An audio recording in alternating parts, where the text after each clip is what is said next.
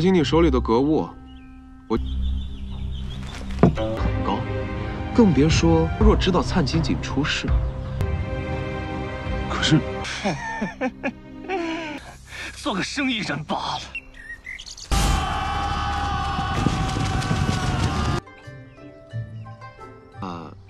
苏老板，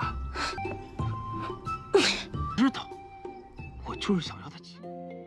Halo semuanya, selamat datang di Ruang Sinema. Bagaimana kabar kalian semua? Semoga selalu sehat dan baik-baik saja. Sesuai jadwal, jadi pada hari ini kita akan kembali melanjutkan series Donghua yang berjudul Jushu atau My Heroic Husband. Ini adalah episode 11 dan 12-nya, dan ini juga adalah akhir dari season pertamanya. Langsung saja kita mulai alur ceritanya. Sejak kejadian pemilihan Kaisar Dagang, bisnis keluarga Su untuk sementara ditutup dan kabar itu sudah didengar oleh Tuan Wu. Betapa senangnya dia mengetahui keluarga Su mulai mengalami kemunduran yang sangat jauh dari bisnis milik keluarganya. Tuan Wu berharap dalam waktu dekat semua toko milik keluarga Su akan berubah menjadi milik keluarga Wu. 等后天岁部交割，我看是开不了。 Di sisi lain terlihat Tuan Dong mengunjungi Tuan Kim. Di sini Tuan Dong menanyakan pendapat Tuan Kim tentang pemilihan Kaisar Dagang. Tuan Kim tidak menjawab langsung, dia malah memberikan sebuah buku yang saat ia buka ternyata berisikan tulisan Ningyi. Membaca itu membuat Tuan Kim sangatlah kagum dengan pemikiran Ningyi. Menurutnya sangatlah menarik. Tuan Kim bahkan memberitahu Tuan Dong kalau kedatangan Ningyi ke kediaman tempo hari sebenarnya bukan untuk meminta pengakuan atas kain emas yang dibuat oleh keluarga Su, melainkan untuk memancing Komandan Song dan Tuan Wu mendatangi Tuan Dong. Padahal itu, Tuan Dong mengakui menolak Ningyi karena terlalu banyak pertimbangan. Tuan Dong memang meragukan kemampuan Ningyi, tapi kedatangan Komandan Song tidak bisa ditolak. Karena pada saat itu, Tuan Song hanya merekomendasikan untuk mendaftarkan kain emas buatan keluarga Wu sesuai peraturan kementerian. Tuan Kim pun tersenyum sambil memberitahu Tuan Dong kalau selama ini Tuan Dong sudah menjadi biduk catur dari rencana Ningyi. 得成秉公如斯，因为您亦是真。 Kembali ke kediaman keluarga Wu, terlihat semua pekerja keluarga Wu mengalami kepanikan yang luar biasa karena mendapati kalau kain emas yang Tuan Wu buat sudah memudar.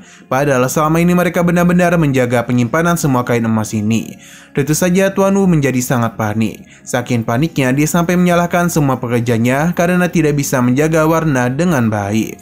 Selain menyalahkan para pekerjanya, Tuan Wu menyimpan kecurigaan kalau semua ini pasti adalah perbuatan Ningyi. Maka dari itu, dengan cepat Tuan Wu segera menemui Ningyi. Di sisi lain, Ningyi sedang bersama dengan 3 gadis cantik. Mi maupun Tanner sama sekali tidak terlihat tertekan dengan lepasnya posisi Kaisar Dagang dari tangan mereka. Malahan Ningyi terlihat begitu santuy menikmati hidup. Bahkan ia juga masih sempat-sempatnya bercanda dengan ketiga gadis ini. Hanya saja perkataan Ningyi sempat membuat Jin-er kesal.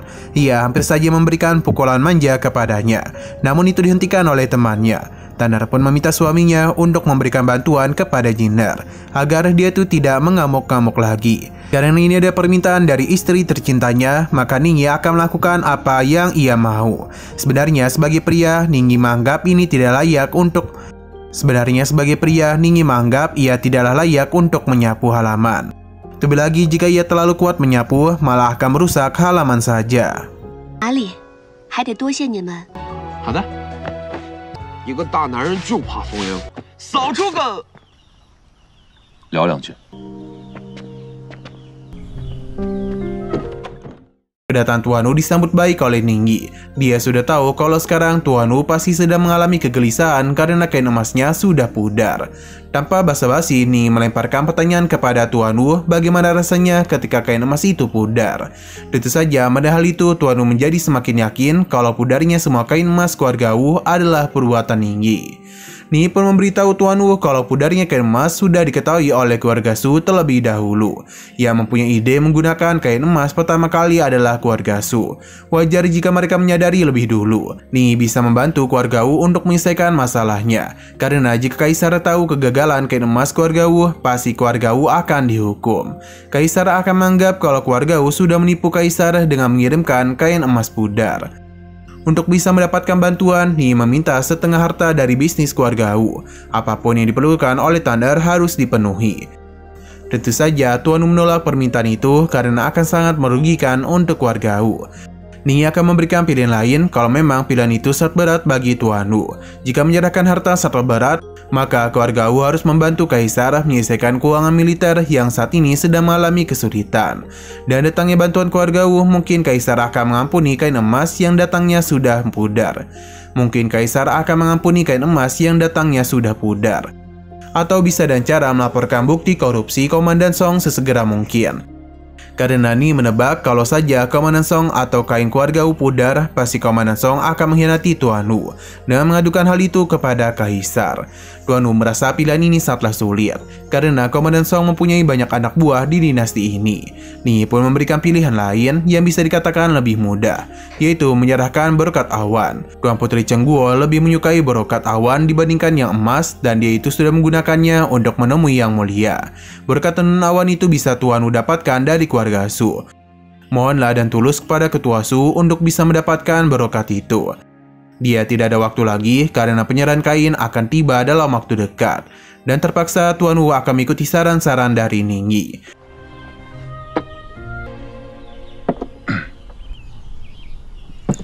小心你手里的格物，我很高，更别说若知道灿金井出事。可是， 吴老板，也只能怪你自己。 Di malam harinya, Tuan Wu dan keluarga Su sudah mendapatkan kesepakatan tentang penyerahan Brokat Awan. Di sini, Tuan Wu sangat berterima kasih karena ketua mau menyetujui permintaan Tuan Wu. Selain itu, Tanner juga tidak meminta harta keluarga Wu banyak-banyak. Dia hanya meminta bagian harta dari 3 toko keluarga Wu dan 1 ladang sutra saja. Lebih ringan dari permintaan Ningyi sebelumnya. Setelah urusan dan keluarga Su selesai, Tuan Wu pun pamit pulang. Di sini Ningyi dipuji oleh ketua Su dan Tuan Puyang karena sudah berhasil menyelamatkan keluarga Su dari kesulitan. Bayaran dari keluarga Wu sangatlah besar. Mereka tidak menyangka kalau Ningyi mempunyai kemampuan strategi yang cerdas. 是我信的星座，所有人都在你的局里当真10步。哎呀，老太公， 替我送送濮阳贤侄。 Lalu di Taman Tan, terlihatlah manajer Si sedang ditangkap oleh kelompok Lu Hongti. Manajer Si sudah yakin kalau ini semua pasti adalah perbuatan dari Ningyi. Dia terus berteriak memanggil Ningyi, tapi tebakan manajer salah. Yang datang bukanlah Ningyi, melainkan Su Tanner. Tentu saja manajer sangatlah terkejut karena semua ini adalah perbuatan Tanner. Melihat Tanner di sini, manajer Si mencoba membela diri dan mengatakan kalau dia sudah difitnah oleh Ningyi. Tentu saja Tanner tidak percaya. Dia mengungkapkan semua fakta tentang manajer Si. Yang pertama, manajer Si sebenarnya hebat dalam bela diri. Prajurit Lu Hongti sudah menyelidiki kalau manajer Si belajar bela diri sejak kecil. Lalu manajer Si mempunyai saudara angkat yang ternyata seorang bandit bernama Wu Pang, yang adalah pemilik gunung Huangman. Tanner juga tahu kalau kemampuan bela diri yang manajer Si miliki digunakan untuk mencuri formula kain Ming Huang. Melompati satu atap ke atap lain sangatlah mudah bagi manajer Si. Mendengar semua fakta itu, manajer Si masih membela diri kalau apa yang dia lakukan adalah untuk menyelamatkan keluarga Su. Manajer Si sengaja membantu Tuan Wu agar dia merasa keluarga Su lemah. Lu Hongti sudah tidak bisa menahan kesabarannya lagi. Maka dari itu dia pun memukul manajer Si sambil mengatakan kalau keputusan manajer Si sangatlah bodoh. Bahkan dia rela menyewa pembunuh bayaran untuk menyerang dirinya. Di sini manajer Si menjelaskan kalau dia tidak ikut campur dalam hal pembunuh bayaran. Hanya Komandan Song dan Tuan Wu yang menyewa pembunuh bayaran. Setelah mendengarkan semua penjelasan manajer Si, Tanner semakin yakin untuk menyerahkan manajer Si ke penjabat kota. Karena dari semua info itu, Tanner sadar betapa manajer sangat tahu tentang Komandan Song dan Tuan Wu. Melihat Tanner yang mulai pergi menjauh dan tidak mempedulikannya, membuat manajer Si sangatlah kesal. Dia kecewa ternyata Tanner memang tidak menyimpan perasaan apapun kepadanya. Buktinya saja, Tanner bisa tega menyerahkan manajer Si kepada penjabat kota dengan mudah. Padahal mereka sudah saling percaya satu sama lain. Saking kesalnya dengan keputusan Tanner, manajer Si pun akhirnya memutuskan memanggil semua bandit yang bersama dengannya untuk menghabisi para prajurit Lu Hongti, termasuk Tanner juga. Tidak disangka semua sudut Taman Tan sudah dikepung oleh para bandit. Mereka menyerang dari segala macam sudut. Para prajurit Lu Hongti segera melindungi Tanner dan sebaik mungkin. 做个生意人罢了。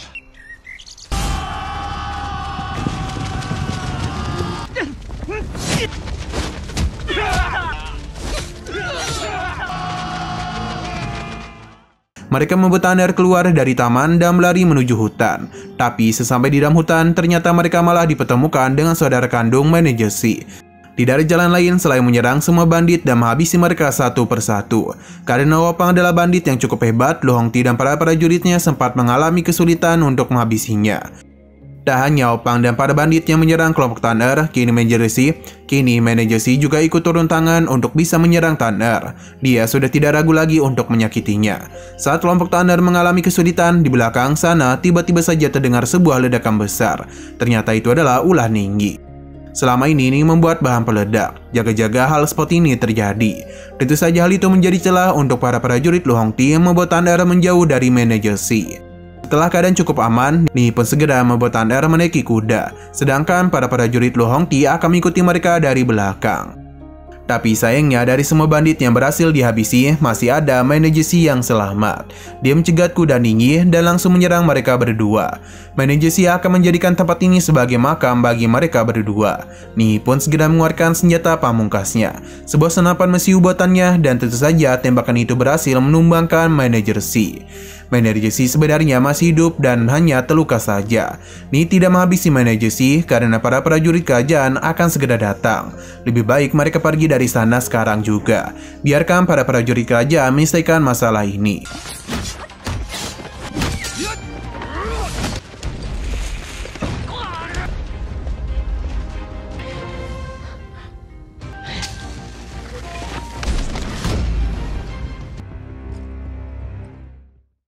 Lalu di sini setelah peperangan di hutan, prajurit Lu Hongti pamit izin meninggalkan Jiangling.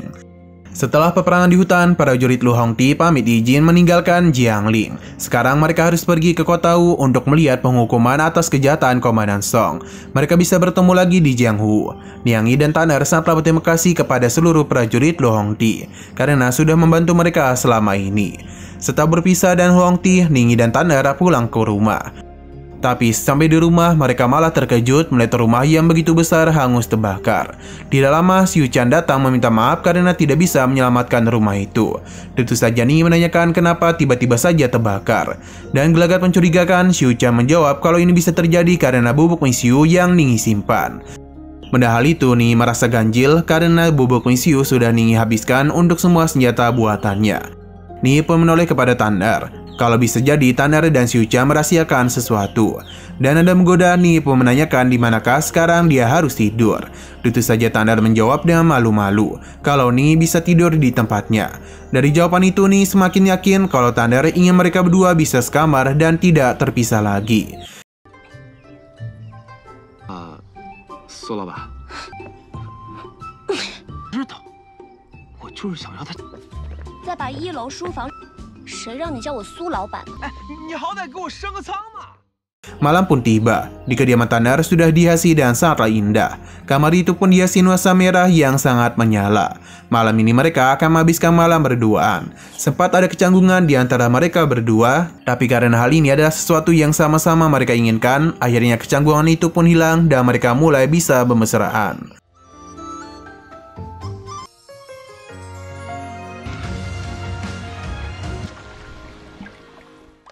Keesokan harinya, mereka kembali menikmati waktu tenang berdua sambil menaiki perahu bebek yang tentu saja sangat menarik perhatian masyarakat di sekitar. Untuk di zaman itu, perahu bebek sangatlah asing. Saking terkejutnya sudah ada 3 orang tercebur melihat perahu bebek itu. Sepanjang jalan, mereka membahas perkembangan pemilihan kaisar dagang yang bermasalah. Ni mendapat informasi dari Tuan Ming kalau catatan itu sudah dikirim ke kota Wu, dan Tuan Donglah yang menyerahkannya kepada kaisar. Catatan itu berisikan bukti korupsi yang dilakukan oleh Komandan Song selama pemilihan kaisar dagang. Tentu saja kaisar sangat murka atas perbuatan Komandan Song. Dia tidak menyangka orang yang seharusnya menjadi penegak keadilan malah menjadi penjahat yang sangat merugikan kerajaannya. Kaisar pun akhirnya menjatuhkan hukuman penggal kepada Komandan Song tanpa ampun. Penasihat kerajaan yang merekomendasikan Komandan Song pun menjadi pengawas pemilihan kaisar dagang meminta maaf karena gagal menyadari akal busuk Komandan Song. Kali ini penasihat akan membantu kaisar untuk bisa menangkap Komandan Song. Walaupun Komandan Song sudah berkontribusi besar dalam militer, bahkan untuk memperingati semua masyarakat kota Wu, penasihat menyarankan untuk melakukan pemenggalan secara publik. agar semua masyarakat tahu kalau tindakan korupsi sangatlah tidak bisa diampuni. Tentu saja saran itu diterima kaisar dan tanpa menunggu waktu lama, Komandan Song pun dipenggal di depan semua masyarakat. Pemenggalan itu disaksikan oleh Lu Hongti.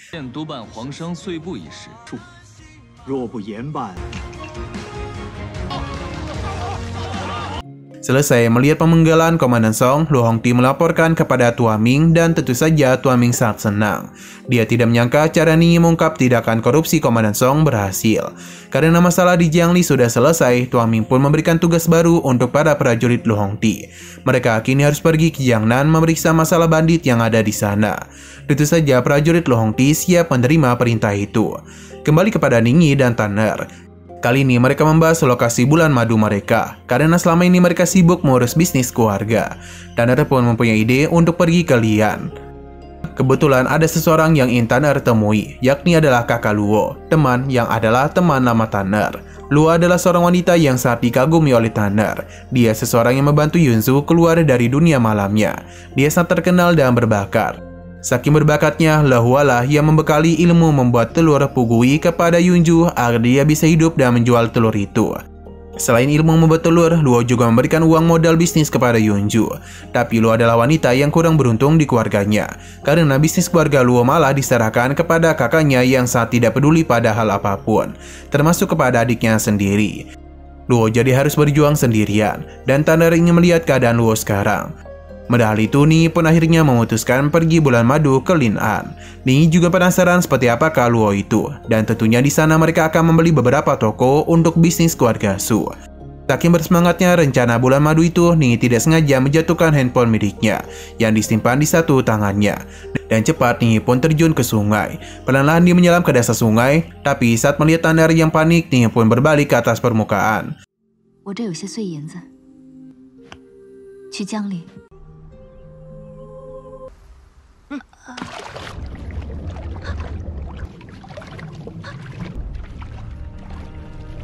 Anehnya, saat dia menuju ke permukaan, Ningyi melihat sosok pria dari dunia modern bernama Tang Ming Mingyuan. Tapi sosok Tang Mingyuan itu tiba-tiba berubah menjadi sosok wanita, dan sosok wanita itu adalah Luo, teman dekat dari Tanner. Di zaman kuno, Luo menerima surat dari Tanner yang memberitahu kalau Tanner dan Ningyi akan datang berkunjung. Menerima surat itu, Luo sangat bersemangat, bukan untuk bertemu Tanner, melainkan bertemu dengan sosok Ningyi. Karena di sini terungkap, Luo ternyata tahu identitas Ningyi di dunia modern yang memiliki nama Yingning. Apa yang terjadi selanjutnya di season kedua, kita akan melihat fakta baru tentang sosok Luo. Apakah dia itu sama-sama dari dunia modern? Untuk tahu jawabannya, kita akan bahas di video terbaru yang akan segera hadir.